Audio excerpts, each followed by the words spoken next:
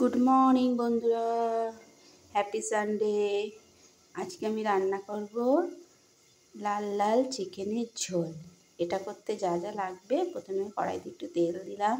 এই দেখো, এবার আমি এর মধ্যে দুটো তেজপাতা, গোটা গরম মশলা, এলাচ আর লবঙ্গ দিয়ে ফোড়ন দিলাম। এর মধ্যে আমি একটু পেঁয়াজ কুচি দিয়ে দিলাম, পেঁয়াজটাকে এবার একটু ভেজে নেব। এরপর এর মধ্যে আমি একটু টমেটো কুচি দিয়ে দিলাম, দিয়ে এটা কিছুক্ষণ এর সাথে রান্না করে নেব। মিক্সির মধ্যে আদা, রসুন আর শুকনো লঙ্কা পেস্ট করে নেব। আমি পেস্টটা দিয়ে দিলাম, দিয়ে এবার এটা কিছুক্ষণ কষিয়ে নেব।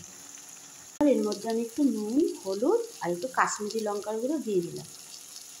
এরপর আমি এর মধ্যে একটু জল দিয়ে খানিকক্ষণ এটা কষিয়ে নেব।